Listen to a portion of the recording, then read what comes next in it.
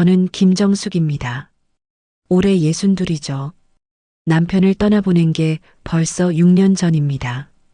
처음엔 정신없이 바쁘게 살았어요. 약국 정리하고 장례 뒷정리하고 아이들 챙기느라 슬퍼할 틈도 없었죠. 그런데 시간이 지나니까 문득문득 빈자리가 보이더군요. 아침에 눈 뜨면 옆자리가 비어 있고 저녁 차려놓아도 혼자 먹고 텔레비전 보다가 웃을 일이 있어도 나눌 사람이 없습니다. 아이들은 각자 가정이 있으니 자주 올 수도 없고요. 그렇게 혼자 사는 게 익숙해질 때쯤 외로움이 진짜 무섭다는 걸 알았습니다. 밤에 잠이 안 와요. 천장만 멍하니 쳐다보고 있으면 가슴 한쪽이 텅 빈 것 같습니다. 누군가 옆에 있었으면 좋겠다는 생각이 자꾸만 들더군요. 그러던 어느 날 교회 봉사 모임에서 한 남성을 만났습니다. 박철민이라는 분이었죠. 첫인상은 굉장히 좋았어요. 키가 크고 자세가 반듯했습니다. 말투도 차분하고 교양 있어 보였죠. 봉사활동 중에 제가 무거운 물건을 나르는 걸 보더니 슬쩍 다가와서 도와주더군요. 제가 들어드릴게요. 여자분이 이런 걸 들면 어떻게 합니까? 그 목소리가 참 따뜻했어요. 오랜만에 들어보는 남자의 배려 섞인 말투였습니다. 그날 봉사가 끝나고 다 같이 식사하는 자리가 있었어요. 철민 씨는 제 옆자리에 앉더니 이런저런 이야기를 건넸습니다. 정숙 씨는 약 사셨다고요? 대단하시네요. 아이고, 이제 은퇴한 지 오래됐어요. 그래도 평생 남 돕는 일 하셨잖아요. 존경스럽습니다. 칭찬이 과하지 않고 딱 적당했어요. 게다가 눈빛이 진지했습니다. 저를 진심으로 대하는 것 같았죠. 그 뒤로 자연스럽게 연락이 이어졌습니다. 처음엔 봉사 관련 이야기였어요. 다음 봉사 일정이 언제냐, 준비물은 뭐가 필요하냐, 그런 거요. 그러다가 점점 사적인 대화가 늘어났습니다. 철민 씨도 혼자 산다고 했어요. 부인을 몇 년 전에 병으로 잃었다더군요. 자식들은 다 외국에 나가 있고 본인도 외롭게 지낸다고 했습니다. 정숙 씨도 혼자 사시죠? 힘드시겠어요. 이제 익숙해졌어요. 익숙해진다고 외롭지 않은 건 아니잖아요. 그 말에 가슴이 뜨끔했습니다. 맞아요. 익숙해졌다고 외롭지 않은 건 아니죠. 오히려 익숙해질수록 더 외로운 것 같았어요. 어느 날 철민 씨가 문자를 보냈습니다.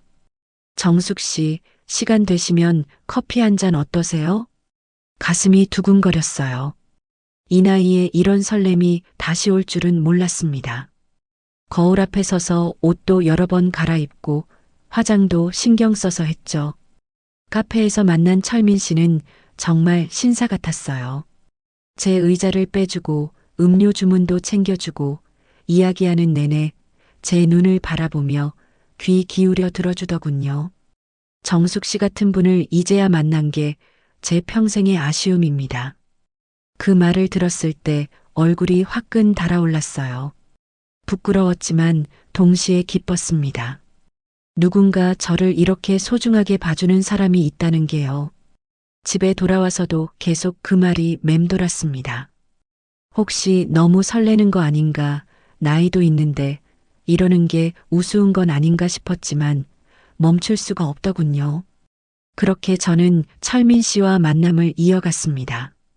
일주일에 한두 번씩 만났고 매번 만날 때마다 그는 저를 특별하게 대해줬어요. 외로움 속에서 만난 따뜻한 사람. 저는 그때 정말로 믿었습니다. 이 사람이라면 남은 인생을 함께 할 수 있을 거라고요. 철민 씨와 만남이 깊어질수록 그는 자신의 과거 이야기를 조금씩 꺼내기 시작했습니다. 저는 예전에 무역업을 했어요. 중국하고 동남아 쪽으로 물건 수출하는 사업이었죠. 카페에 앉아 커피를 마시며 그가 말했습니다. 한창 때는 직원만 30명도 넘게 뒀습니다. 은퇴한 지금은 연금이 넉넉하게 나와서 걱정은 없어요. 그 말을 들으니 안심이 됐습니다. 경제적으로 여유 있는 사람이구나 싶었죠. 그러던 어느 주말 철민 씨가 제안했습니다. 정숙 씨, 오늘 저녁 같이 드실래요? 제가 아는 좋은 레스토랑이 있어요. 저녁에 도착한 곳은 강남 쪽의 고급 레스토랑이었어요. 입구부터 분위기가 남달랐습니다. 여기 비싸겠는데. 속으로 걱정했지만 철민 씨는 태연했습니다. 저 박철민인데요. 예약했어요. 자리로 가는 동안 철민 씨가 속삭였습니다. 여긴 내가 단골이에요. 특별히 좋은 자리 챙겨줄 겁니다. 주문을 마친 뒤 철민 씨가 직원에게 말했습니다. 사장님 계세요? 인사 좀 드리려고요. 직원이 잠깐 당황하는 표정을 지었습니다. 아, 사장님은 지금 자리에 안 계신데요. 그래요? 아쉽네. 여기 내가 자주 오는 곳이거든. 철민 씨는 여전히 태연했습니다. 하지만 직원의 표정이 묘했어요. 어리둥절하다는 표현이 맞을까요? 마치 처음 듣는 이야기인 것처럼 보였습니다. 단골이라는데 왜 저런 표정을 지을까? 순간 의문이 들었습니다. 하지만 곧 생각을 접었어요. 괜한 생각이겠지.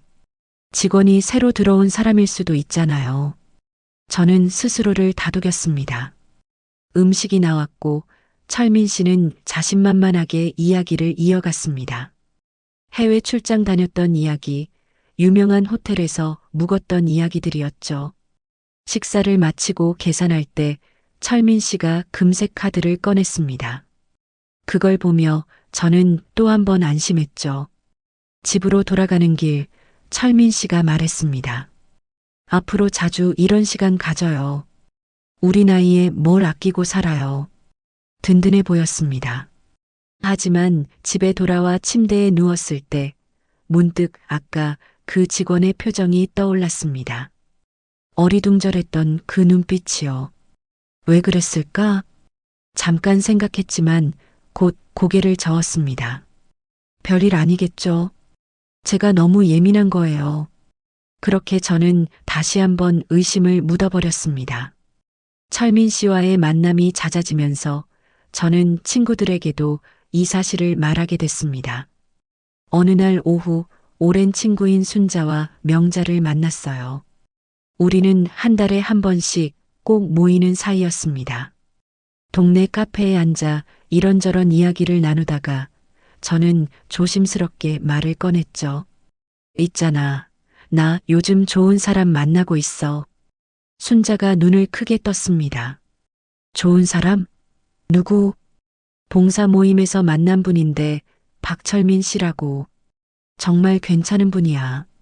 명자도 관심 있는 표정으로 몸을 앞으로 기울였어요. 어떤 분인데? 전에 사업하셨대. 무역업으로 크게 하셨고 지금은 은퇴해서 편하게 사시는 분이야. 나이는 66이고 이야기를 들은 순자의 표정이 조금 굳었습니다. 정수가 그 양반 잘 알아보고 만나는 거야? 응, 뭐 나쁜 사람은 아닌 것 같아. 순자가 고개를 저었습니다. 정수가 요즘 재혼 사기 정말 많다잖아. 특히 우리 같은 나이 여자들 타깃으로 하는 사람들 많아. 명자도 거들었어요. 맞아. 뉴스에서 봤는데 사업가인 척하면서 접근하는 사람들 있대. 천천히 좀 알아보고 해. 친구들의 걱정 섞인 목소리가 귀에 들어왔지만 저는 고개를 저었습니다. 아니야, 철민 씨는 그런 사람 아니야. 나한테 정말 잘해줘. 잘해주는 건 당연한 거야. 처음엔 다 그렇지. 근데 나중에 어떻게 될지 모르는 거잖아. 순자의 말이 날카로웠습니다. 전직 간호사였던 순자는 원래 현실적이고 꼼꼼한 성격이었어요. 사람 보는 눈도 있었죠. 아무튼 조심해. 재산 얘기 나오거든 절대 섣불리 응하지 말고. 알았어, 알았어. 걱정 마. 저는 웃으며 넘겼습니다. 친구들이 걱정해주는 건 고마웠지만 철민 씨는 정말 다르다고 생각했거든요. 그로부터 며칠 뒤 저는 철민 씨를 친구들에게 소개시켜 주기로 했습니다. 직접 만나보면 친구들도 안심할 거라 생각했어요. 약속 장소에 나온 철민 씨는 단정한 옷차림이었습니다. 회색 재킷에 깔끔한 셔츠를 입고 왔죠. 안녕하세요. 박철민입니다. 철민 씨가 공손하게 인사했습니다. 순자와 명자도 어색하게 인사를 받았어요. 자리에 앉아서 이런저런 이야기를 나눴습니다. 철민 씨는 자신의 과거 경력을 설명했어요. 무역업을 했던 이야기, 직원들을 관리했던 이야기, 해외 바이어들과 거래했던 이야기들이었죠. 순자가 조심스럽게 물었습니다. 지금은 어떤 일 하세요? 은퇴했습니다. 나이가 있으니까 이제는 쉬면서 살아요. 그럼 경제적으로는 괜찮으신 거예요? 직설적인 질문이었습니다. 순자답다고 생각했어요. 철민 씨는 당황하지 않고 대답했습니다. 연금이 나오니까 생활하는 데는 문제 없습니다. 걱정 안 하셔도 돼요. 그러면서 주머니에서 명함을 꺼냈습니다. 제 명함입니다. 필요하시면 가지세요. 순자가 명함을 받아들었어요. 그리고 명함을 자세히 들여다보더니 눈을 크게 떴습니다. 이 회사가 순자의 표정이 굳었습니다. 명함을 계속 쳐다보더니 저를 바라봤어요. 정수가 잠깐 화장실 좀 같이 갈래? 응, 그래. 화장실로 가는 길 순자가 작은 목소리로 말했습니다. 정수가 이 회사 이상해. 뭐가? 이 회사 내가 알기론 10년 전에 문 닫은 곳이야. 내 남편이 여기랑 거래했었거든. 분명히 오래전에 폐업했어. 가슴이 철렁했습니다. 정말? 응, 확실해. 이 회사 이름 기억해. 남편이 그때 돈 못 받아서 난리였거든. 그럼 왜 철민 씨가? 모르지. 근데 뭔가 수상해. 조심해야 돼. 화장실에서 나와 다시 자리로 돌아왔을 때 저는 철민 씨를 다른 눈으로 보게 됐습니다. 식사가 끝나고 헤어지려는 순간 순자가 조심스럽게 물었습니다. 근데 이 명함 언제 만드신 거예요? 철민 씨가 잠깐 머뭇거렸습니다. 아주 짧은 순간이었지만 저는 그걸 놓치지 않았어요.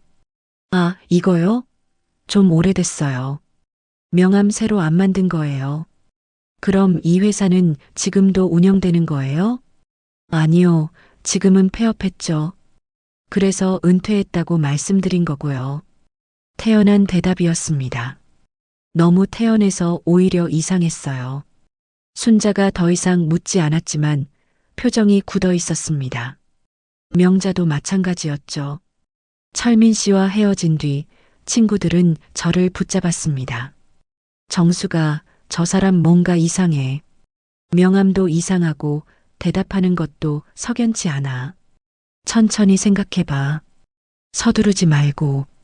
친구들의 목소리가 진지했습니다. 걱정이 가득했죠. 하지만 저는 고개를 저었습니다. 아니야, 명함 안 만든 거면 그럴 수도 있잖아. 너희가 너무 예민한 거 아니야? 정수가 우리가 왜 이러겠어. 걱정돼서 그래. 알아, 고마워. 근데 괜찮아. 내가 알아서 할게. 그날 밤 집에 돌아와서도 친구들의 말이 계속 맴돌았습니다. 정말 이상한 걸까? 하지만 곧 고개를 저었어요. 철민 씨는 저한테 잘해줬습니다. 외로웠던 저한테 따뜻하게 대해줬죠. 그걸로 충분하지 않나요? 친구들이 너무 걱정이 많은 거야. 저는 스스로를 설득했습니다. 혼자 사는 게 외로웠어요. 누군가 옆에 있다는 게 좋았습니다. 그 감정을 놓고 싶지 않았어요. 외로움이라는 핑계로 저는 결국 친구들의 충고에 귀를 닫아버렸습니다. 지금 돌이켜보면 그때가 마지막 기회였는지도 모릅니다. 친구들의 말을 들었더라면, 그때 멈췄더라면 이런 일은 없었을 거예요. 하지만 저는 듣지 않았습니다. 친구들을 만난 이후로 철민 씨의 태도가 조금씩 바뀌기 시작했습니다. 전화 통화가 잦아졌어요. 하루에도 몇 번씩 전화가 왔습니다. 정숙 씨, 뭐해요? 나 보고 싶은데. 처음엔 그런 관심이 좋았어요. 누군가 저를 생각한다는 게 설레기도 했고요. 하지만 점점 부담스러워지기 시작했습니다. 정숙 씨, 오늘 저녁에 만날 수 있어요? 오늘은 교회 모임이 있어서. 교회 모임요? 그거 빠지면 안 돼요? 약속이 있어서 그래요. 그래요. 알겠어요. 목소리에 불만이 묻어났습니다. 전화를 끊고 나니 찝찝했어요. 며칠 뒤 철민 씨가 진지한 표정으로 말했습니다. 정숙 씨, 우리 이제 결혼 생각해봐요. 갑작스러운 말에 놀랐습니다. 결혼이요? 아직이요? 우리가 만난 지가 벌써 몇 달인데요. 이 나이에 뭘 더 알아봐요? 그래도 조금 더 시간이요? 사람들 말 신경 쓰지 말고 우리만 믿으면 되잖아요. 철민 씨의 목소리가 강해졌습니다. 처음 보는 모습이었어요. 친구분들이 뭐라고 했나 보죠? 그래서 그러는 거예요? 아니에요. 그게 아니라. 그럼 뭐예요? 나를 믿지 못하는 거예요? 가슴이 답답했습니다. 왜 이렇게 몰아세우는 걸까요? 믿지 못하는 게 아니라 그냥 좀 천천히 했으면 해서요. 천천히요. 우리한테 시간이 얼마나 남았다고 천천히 해요? 나는 정숙 씨랑 하루라도 빨리 같이 살고 싶어요. 그렇게 말하는 철민 씨의 눈빛이 간절했습니다. 저를 원한다는 게 느껴졌어요. 내가 너무 신중한 건가? 스스로 의심하게 됐습니다.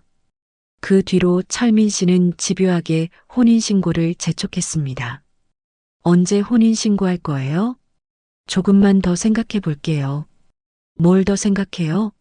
우리 나이에 뭐가 그렇게 복잡해요? 만날 때마다 같은 이야기였습니다. 처음엔 부드럽게 말하다가 나중엔 짜증 섞인 목소리로 바뀌었죠. 정숙 씨는 나랑 결혼할 생각이 없는 거예요? 있는데. 그럼 왜 자꾸 미루는 거예요? 나를 시험하는 거예요? 점점 압박이 심해졌습니다. 만날 때마다 혼인신고 이야기가 나왔어요. 어느 날 철민 씨가 말했습니다. 다음 주 화요일에 구청 갑시다. 혼인신고하러요. 다음 주요? 네. 더 이상 미룰 이유가 없잖아요. 그래도 준비할게. 준비요? 혼인신고에 무슨 준비가 필요해요? 신분증만 들고 가면 돼요. 말을 자르는 투였습니다. 거부할 여지를 주지 않았어요. 알겠어요. 저는 결국 고개를 끄덕였습니다. 더 이상 미룰 핑계가 없었거든요. 약속한 화요일이 다가왔습니다. 아침에 일어나니 가슴이 답답했어요. 기쁘다기보다는 불안한 감정이 더 컸습니다. 이게 맞는 걸까? 거울을 보며 스스로에게 물었지만 답은 나오지 않았습니다. 구청 앞에서 철민 씨를 만났습니다. 그는 밝은 표정이었어요. 드디어 오늘이네요. 가요. 안으로 들어가는데 다리가 떨렸습니다. 철민 씨는 제 손을 꽉 잡았어요. 민원실에 앉아 서류를 작성했습니다. 펜을 쥔 손이 떨렸습니다. 지금이라도 멈출 수 있어. 속으로 생각했지만 입 밖으로 말이 나오지 않았습니다. 그때 문득 생각이 났습니다. 철민 씨의 가족 이야기를 들어본 적이 없다는 걸요. 저기 철민 씨. 응? 혹시 가족분들은 안 오세요? 자녀분들이라도. 순간 철민 씨의 얼굴이 굳었습니다. 표정이 싹 변했어요. 가족 얘기는 꺼내지 마. 목소리가 차갑게 식었습니다. 처음 듣는 톤이었어요. 아, 그냥 궁금해서. 궁금하면 안 돼. 내 가족 일은 내가 알아서 해. 그냥 우리 둘만 신고하면 돼. 냉정한 말투에 가슴이 철렁했습니다. 이게 제가 아는 철민 씨가 맞나 싶었어요. 왜 그러세요? 그냥 물어본 건데. 물어보지 마. 다시는. 딱 잘라 말하는 모습이 낯설었습니다. 따뜻하고 다정했던 사람이 맞나 싶을 정도였어요.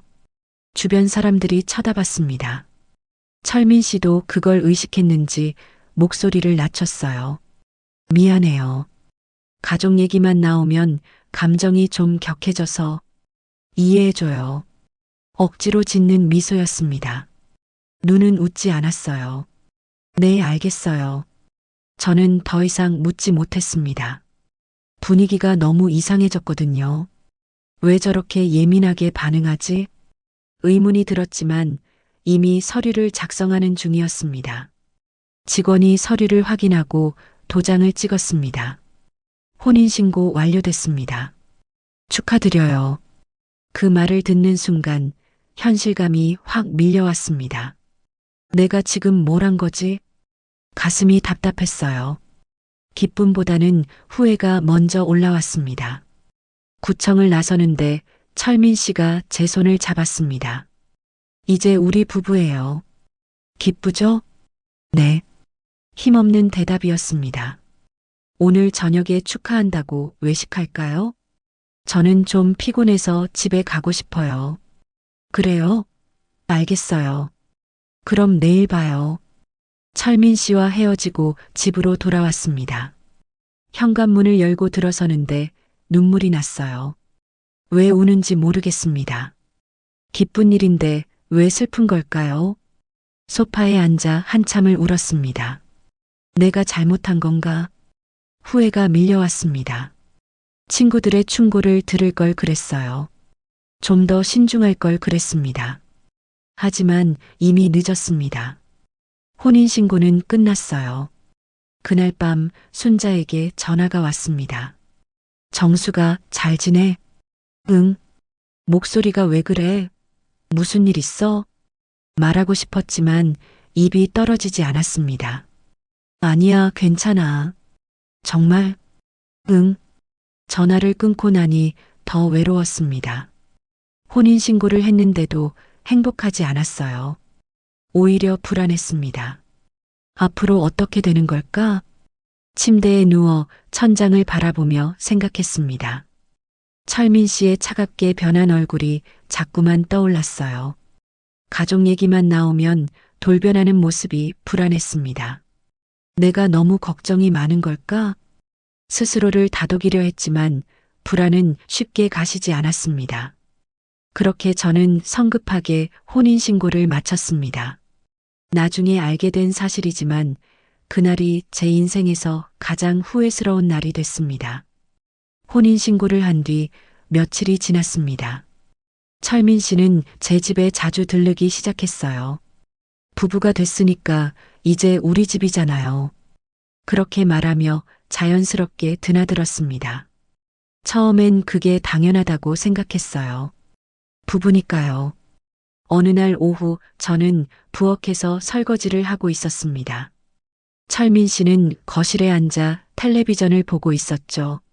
물을 마시러 거실로 나갔는데 이상한 장면을 목격했습니다. 철민 씨가 제 가방을 뒤지고 있었어요. 지갑을 열어서 안을 들여다보고 있더군요. 뭐 하세요?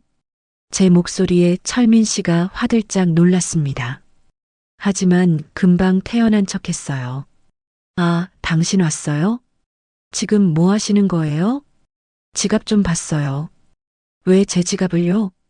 부부 사이에 비밀이 왜 있어요? 웃으며 말하는 철민 씨의 모습이 낯설었습니다. 그래도 허락도 없이. 허락이요? 우리가 남이에요? 부부잖아요. 당당한 태도였습니다. 마치 잘못한 게 없다는 듯이요. 가슴이 불편했습니다. 뭔가 잘못됐다는 느낌이 들었어요. 앞으론 그러지 말아주세요. 알겠어요, 알겠어. 그렇게까지 예민하게 굴 필요 있어요? 철민 씨는 웃으며 넘겼지만 저는 씁쓸했습니다. 그날 이후로 이상한 일들이 계속됐습니다. 다음 날 철민 씨가 전화를 했어요. 당신 지금 시간 돼요? 왜요? 급한 일이 좀 있어서. 생활비가 필요한데. 생활비요? 네. 공과금 낼 돈이 좀 모자라서요. 한 50만 원만 빌려줄 수 있어요? 50만 원이라니. 적지 않은 돈이었습니다. 공과금이 50만 원이나 돼요? 그게 밀린 게 좀 있어서요. 급하게 처리해야 해서 다음 달에 바로 갚을게요. 목소리가 급했습니다. 거절하기 어려운 분위기였어요. 알겠어요. 계좌 알려주세요. 고마워요. 당신이 최고예요. 돈을 보내고 나니 찝찝했습니다. 하지만 부부니까 이런 거 도와줄 수 있다고 생각했어요. 일주일 뒤 또 전화가 왔습니다. 당신 미안한데 또 좀 부탁할 게 있어요. 뭔데요? 옛날 사업 관련해서 정리할 게 좀 있어요. 사업 자금이 필요한데 100만 원만 좀 빌려줄 수 있어요? 100만 원이라니. 이번엔 금액이 더 컸습니다. 사업 자금이요? 은퇴하셨다면서요? 정리하는 거예요. 마무리 지을 게 있어서. 곧 돈 들어오면 바로 갚을게요. 또 그 말이었습니다. 곧 갚겠다는 말이요.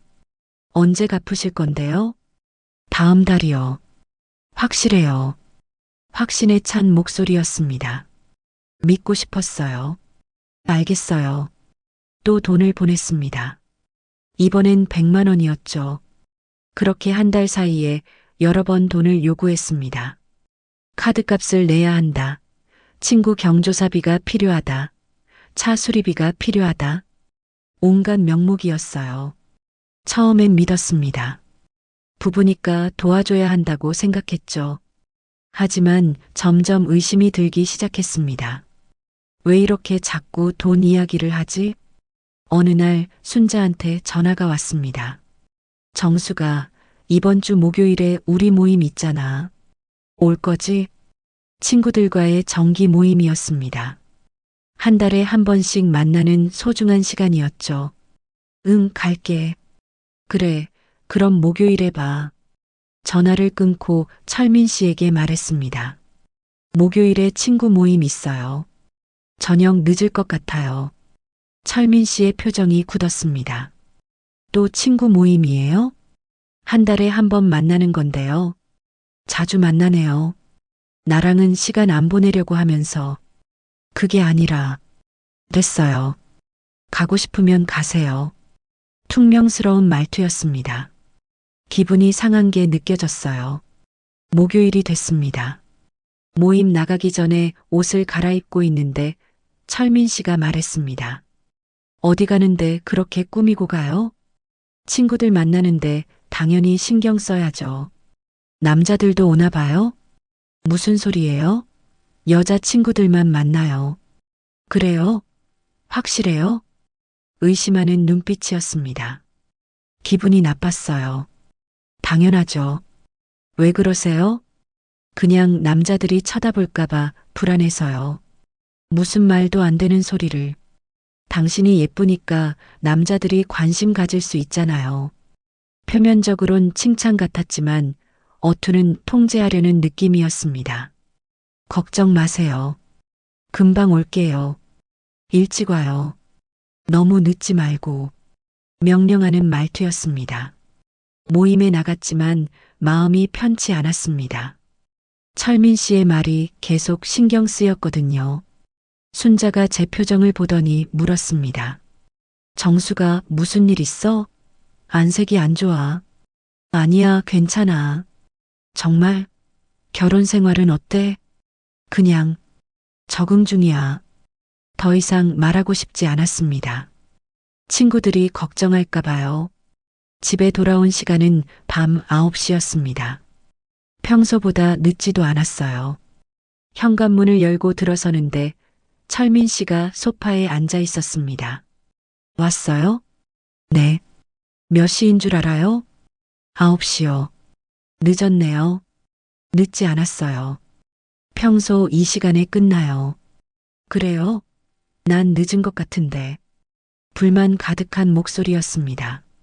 다음 주엔 교회 모임이 있었습니다. 그것도 가지 말라고 하더군요. 교회는 일요일 예배만 가면 되잖아요. 따로 모임까지 갈 필요 있어요? 봉사 모임이에요. 제가 계속 해온 거예요. 이제 그만해요. 집에서 쉬어요. 왜요? 제가 하고 싶은 일인데요. 나는 당신이 집에 있었으면 좋겠어요. 밖에 자꾸 나가니까 불안하다고요. 점점 숨이 막혔습니다. 제 생활을 통제하려는 게 느껴졌어요. 당신 왜 이러세요? 혼인신고 전엔 안 그러셨잖아요. 혼인신고 전엔 부부가 아니었잖아요. 이제 내 아내니까 신경 쓰이는 거예요. 그렇게 말하는 철민 씨의 눈빛이 무서웠습니다. 밤에 잠을 이룰 수가 없었습니다. 옆에서 자는 철민 씨를 보며 생각했어요. 이 사람 뭔가 이상해. 돈은 계속 요구하고 제 생활은 통제하려 들고 의심의 눈초리로 쳐다보고 이게 정상적인 부부 생활인가 싶었습니다. 가슴 한쪽에서 공포가 올라왔습니다. 내가 잘못 선택한 건가? 후회가 밀려왔지만 이미 혼인신고를 한 뒤였습니다. 어떻게 해야 할지 몰랐습니다. 누구한테 말해야 할지도 모르겠더군요. 그렇게 저는 점점 갇혀가고 있었습니다. 참으로 이상한 요구들 속에서요.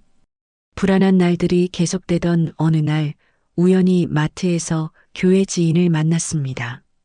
어머, 정숙 씨 아니세요? 돌아보니 같은 교회를 다니는 김 집사님이었어요.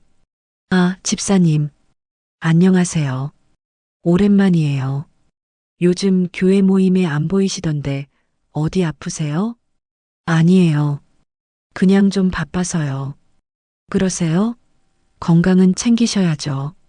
잠깐 이야기를 나누다가 집사님이 조심스럽게 물었습니다. 근데 정숙 씨, 박철민이라는 사람 아세요? 심장이 철렁했습니다. 네, 아는데요. 왜요? 그 사람 조심하세요. 제 친구가 그 사람한테 당했거든요. 당했다니요? 결혼한다고 해서 돈 빌려줬는데 잠적했대요. 연락도 안 되고 머리가 하얘졌습니다. 정말요? 네. 그 사람 예전에 사업 망하고 도망쳤다더라고요. 여기저기서 돈 빌리고 다닌다는 소문도 있고요. 가슴이 두근거렸습니다. 불안이 확신으로 바뀌는 순간이었어요. 혹시 그 사람이랑 아는 사이예요?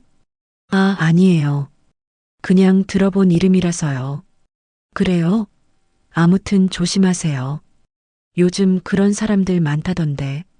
집사님과 헤어진 뒤 저는 다리에 힘이 풀렸습니다. 설마 그럴 리가. 집으로 돌아오자마자 컴퓨터를 켰습니다. 손이 떨렸어요. 검색창에 박철민이라는 이름을 쳤습니다. 무역업, 사기, 재혼 같은 단어를 함께 넣어서요. 검색 결과가 떴습니다. 지역 커뮤니티 게시판에 올라온 글이었어요. 박철민이라는 사람 조심하세요. 사업가인 척하며 재혼 빙자 사기 쳤습니다. 숨이 막혔습니다. 글을 클릭해서 읽었습니다. 피해자의 하소연이 적혀 있었어요. 저는 60대 여성입니다. 봉사 모임에서 박철민이라는 남성을 만났습니다. 처음엔 정말 좋은 사람인 줄 알았어요. 무역업으로 성공했다고 하더군요. 재혼 이야기까지 나왔고 저는 믿었습니다. 하지만 결혼 준비 명목으로 돈을 요구하기 시작했어요. 처음엔 적은 돈이었는데 점점 금액이 커졌습니다. 총 2천만 원을 빌려줬는데 어느 날 갑자기 연락이 끊겼습니다. 전화도 안 받고 문자도 읽지 않아요. 손이 떨렸습니다. 제 이야기 같았어요. 다른 글도 있었습니다. 저도 박철민한테 당했습니다. 같은 수법이에요. 사업가라고 속이고 연금 받는다고 거짓말하고 혼인신고 재촉하더니 돈 뜯어가고 사라졌어요. 댓글도 여러 개 달려 있었습니다. 저도 비슷한 경험 있어요. 그 사람 전과도 있대요. 경찰에 신고했는데 상습범이래요. 여러 명 피해자가 있다고 들었어요. 눈앞이 캄캄했습니다. 급하게 순자에게 전화를 걸었습니다. 순자야? 정수가. 왜? 목소리가 왜 그래? 나 지금 당장 만날 수 있어? 응, 어디서 볼까? 우리 집으로 와줘. 제발. 알았어. 지금 갈게. 순자가 도착할 때까지 저는 계속 인터넷을 뒤졌습니다. 더 많은 정보를 찾았어요. 박철민, 66세, 상습 혼인빙자 사기범, 전과 세범, 모든 게 거짓이었습니다. 사업도, 연금도, 따뜻한 마음도, 현관벨이 울렸습니다. 순자였어요. 문을 열자마자 순자가 제 얼굴을 보더니 놀랐습니다. 정수가 왜 이래? 얼굴이 왜 그래? 순자야. 그 순간 눈물이 터져 나왔습니다. 철민 씨가 사기꾼이었어. 뭐? 다 거짓말이었어. 사업도, 돈도 다 거짓말이었어. 순자가 저를 꼭 안아줬습니다. 천천히 말해봐.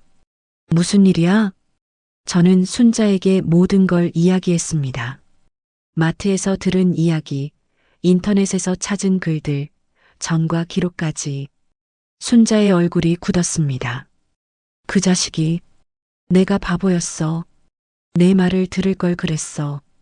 아니야, 내 잘못이 아니야. 아니야, 내 잘못이야. 외로워서 판단력을 잃었어. 한 달 전의 설렘이 떠올랐습니다. 카페에서 처음 만났을 때 따뜻하게 웃어주던 모습이요. 모두 계산된 연기였던 거예요. 어떻게 해야 돼, 순자야? 일단 증거부터 모아야 해. 돈 보낸 기록 있지? 응, 있어. 좋아. 그것부터 챙기고. 그리고 변호사 상담받아야 돼.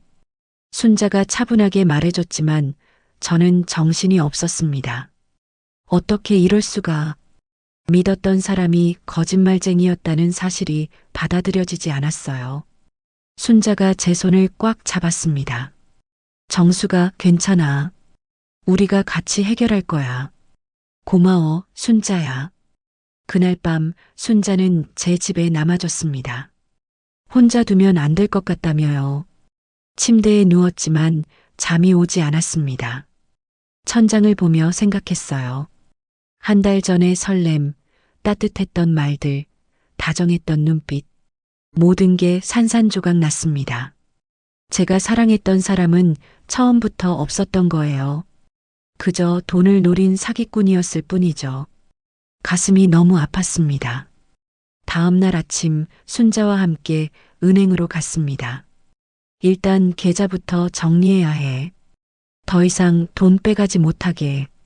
순자의 말이 맞았습니다. 은행 창구에 앉아 직원에게 말했어요. 계좌 비밀번호 변경하고 싶어요.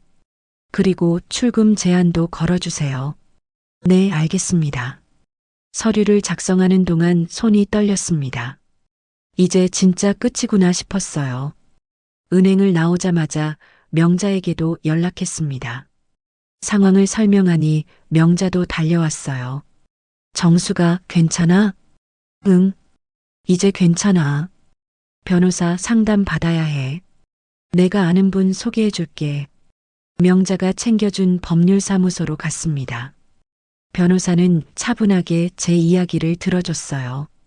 혼인 무효 소송과 사기 혐의 고소 두 가지를 동시에 진행하시는 게 좋겠습니다. 혼인 무효가 가능한가요? 네. 상대방이 사기 목적으로 결혼했다면 충분히 가능합니다. 증거가 중요한데 돈 보낸 기록 있으시죠? 네, 다 있어요. 좋습니다. 그것만으로도 충분합니다. 변호사와 상담을 마치고 나오는데 조금 안심이 됐습니다. 이제 대응할 방법이 있다는 게 느껴졌거든요. 그런데 문제는 그날 저녁부터 시작됐습니다. 철민 씨에게서 전화가 왔어요. 하루 종일 안 받았더니 문자가 수십 통 와 있었습니다. 어디에요? 왜 전화 안 받아요? 나 지금 걱정돼서 미칠 것 같아요. 마지막 문자는 협박에 가까웠습니다. 전화 안 받으면 집으로 갈 거예요. 할 수 없이 전화를 받았습니다. 여보세요. 당신 왜 전화 안 받았어요? 얼마나 걱정했는데. 목소리는 다급했지만 진심은 느껴지지 않았습니다. 할 말이 있어요. 무슨 말? 우리 혼인 무효 소송할 거예요. 침묵이 흘렀습니다. 잠시 후 철민 씨의 목소리가 들렸어요. 무슨 소리예요? 갑자기 왜 그래요? 당신이 누군지 다 알았어요. 사기꾼이라는 것도. 사기꾼이요? 누가 그런 헛소리를. 헛소리 아니에요. 증거 다 있어요. 인터넷에도 다 나와 있더라고요. 철민 씨의 목소리가 바뀌었습니다. 당신 지금 뭐 하는 거예요? 사기 혐의로 고소도 할 거예요. 변호사도 만났어요. 고소요? 당신 제정신이에요? 목소리가 높아졌습니다. 화가 난 게 느껴졌어요. 제정신이죠. 이제야 정신 차렸어요. 당신 후회할 거예요. 내가 누군지 알아요? 알죠. 사기꾼이잖아요. 전화를 끊어버렸습니다. 손이 떨렸지만 후련했어요. 1시간 뒤 초인종이 울렸습니다. 철민 씨였어요. 문 열어요, 당신. 현관문을 두드리는 소리가 컸습니다. 순자가 제 옆에 있어줘서 다행이었어요. 경찰 불러야 되는 거 아니야? 일단 이야기는 들어봐야 할 것 같아. 문을 열었습니다.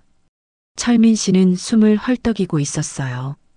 당신 정말 고소할 거예요? 네. 하지 마요. 제발. 내가 다 갚을 테니까 신고만은 하지 마요. 매달리는 목소리였습니다. 하지만 더 이상 믿을 수 없었어요. 안 돼요. 저뿐만 아니라 다른 피해자들도 있잖아요. 다른 피해자요? 그건 오해예요. 다 사정이 있었어요. 사정이요? 사기친 게 사정이에요? 철민 씨의 표정이 변했습니다. 매달리던 모습이 사라지고 차가운 눈빛으로 바뀌었어요. 당신 지금 후회할 짓 하는 거예요. 이미 후회했어요.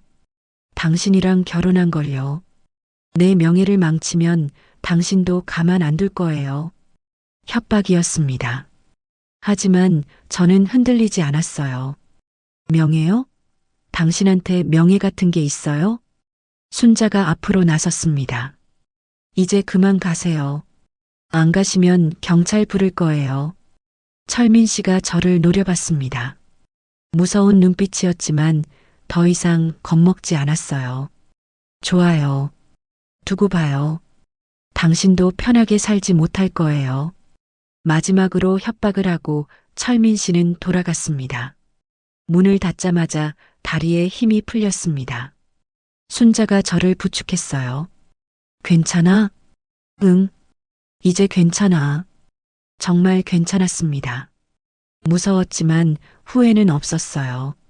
다음 날 변호사 사무소로 다시 갔습니다. 고소장을 제출하기 위해서요. 각오하셔야 해요. 소송 과정이 쉽지 않을 겁니다. 알아요. 그래도 할 거예요. 좋습니다. 제가 최선을 다하겠습니다. 고소장에 서명하는 순간 한 달 전에 제가 떠올랐습니다. 설레며 카페에서 커피를 마시던 그날. 철민 씨의 따뜻한 말에 감동하던 순간들. 모두 거짓이었지만 그래도 배운 게 있었습니다. 외로움이 판단을 흐리게 만든다는 것. 급하게 결정하면 후회한다는 것. 그리고 사람을 함부로 믿으면 안 된다는 것. 비싼 대가를 치렀지만 이제라도 알게 돼서 다행이었습니다. 사무실을 나오며 순자에게 말했습니다. 고마워, 순자야. 내가 없었으면 어떻게 했을지 몰라. 친구 좋다는 게 이럴 때 쓰라고 있는 거지. 걱정 마. 끝까지 같이 있을게. 한 달 만에 재혼을 후회했지만 저는 더 이상 흔들리지 않았습니다. 이제 제가 할 일은 끝까지 싸우는 것뿐이었습니다.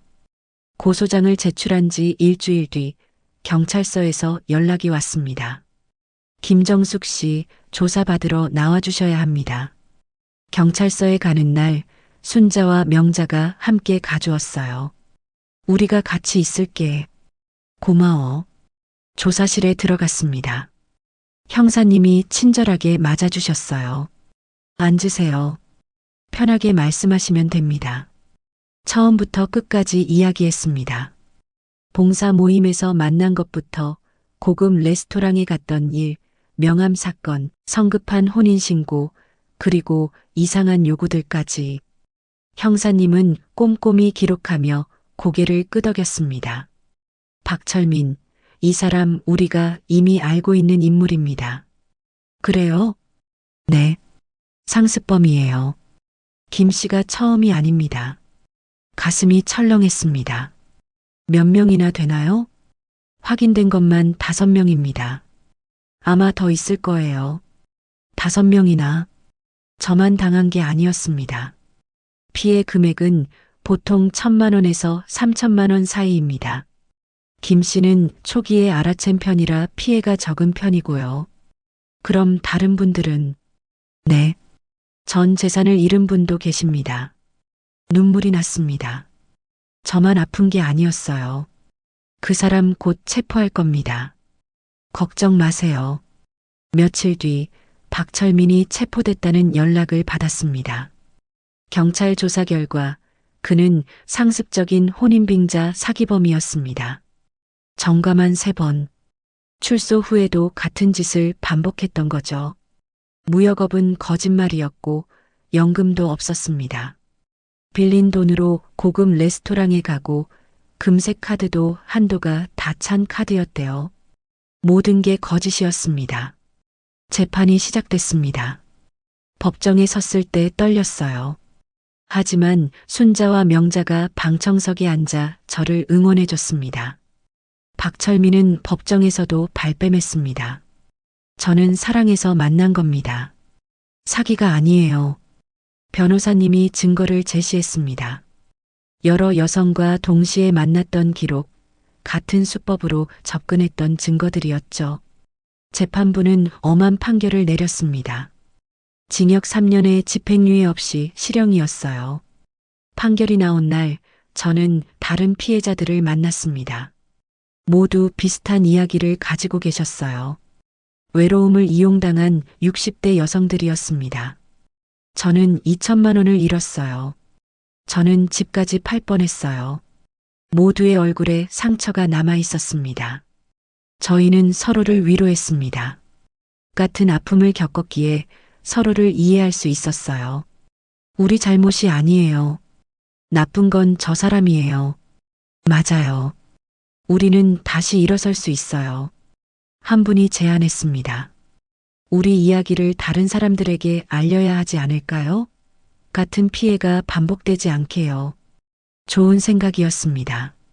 그렇게 저희는 모임을 만들었습니다. 재혼 사기 피해자 모임이었죠. 복지관에서 연락이 왔습니다. 혹시 강연해 주실 수 있으세요? 황혼 재혼을 준비하는 분들에게 조심하라는 내용으로요. 처음엔 망설였습니다. 제 창피한 이야기를 공개하는 게 두려웠거든요. 하지만 순자가 등을 떠밀었습니다. 해야지. 너 같은 피해자가 더 나오면 안 되잖아. 그래, 맞아. 강연 준비를 했습니다. 제 경험을 정리하고 조심해야 할 점들을 적었어요. 강연 당일 복지관 강당은 사람들로 가득했습니다. 대부분 50대에서 70대 여성분들이었어요. 떨리는 마음으로 단상에 올랐습니다. 안녕하세요. 저는 김정숙입니다. 오늘 제 이야기를 들려드리려고 합니다. 처음부터 끝까지 솔직하게 말했습니다. 외로움 때문에 판단력을 잃었던 것, 친구들의 경고를 무시했던 것, 그리고 참으로 이상한 요구들을 견뎌야 했던 것. 재혼은 사랑만으로 되는 게 아닙니다. 반드시 신분과 재산을 확인하세요. 주변 사람들의 충고를 들으세요. 그리고 급하게 결정하지 마세요. 청중들이 고개를 끄덕였습니다. 외로움보다 무서운 건 참으로 이상한 남성의 요구였습니다. 여러분, 절대 속지 마세요. 강연이 끝나고 여러분들이 다가왔습니다. 용기 내주셔서 감사합니다. 덕분에 정신 차렸어요. 저도 비슷한 사람 만나고 있었거든요. 제 이야기가 누군가에게 도움이 된다는 게 뿌듯했습니다. 그 뒤로 여러 복지관에서 강연 요청이 들어왔어요.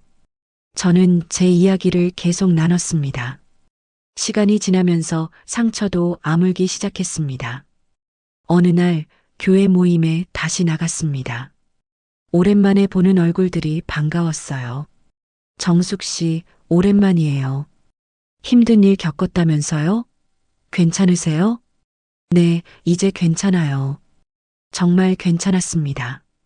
상처는 있지만 넘어졌다가 일어섰으니까요. 순자와 명자와 함께 산책을 했습니다. 정수가 많이 밝아졌다. 그치? 나도 그런 것 같아. 이제 혼자서도 잘 살 수 있겠네. 응, 혼자도 괜찮더라. 그제야 깨달았습니다. 외로움이 무서워서 누군가에게 기댔지만 정작 필요한 건 저 스스로 서는 힘이었다는 거리요. 집에 돌아와 거울을 봤습니다. 거울 속에 제가 예전보다 단단해 보였어요. 이제 괜찮아. 혼자서도 충분히 행복할 수 있어. 스스로에게 말했습니다. 밤에 침대에 누우니 평온했습니다. 예전처럼 외롭지 않았어요. 친구들이 있고 봉사활동이 있고 강연으로 누군가를 돕는 일이 있으니까요. 사랑 없이도 충분히 의미 있는 삶이었습니다. 한 달의 실수가 저를 더 강하게 만들었습니다. 이제 저는 알아요. 홀로 서기의 힘을요. 그리고 그 힘은 누구에게 기대는 게 아니라 제 안에서 나온다는 것을요. 새로운 아침이 밝았습니다. 오늘도 복지관 강연이 있습니다. 또 다른 누군가에게 제 이야기를 들려줄 겁니다. 외로움보다 무서운 건 참으로 이상한 남성의 요구였다고. 그리고 그것보다 더 중요한 건 스스로 설 수 있는 힘이라고요.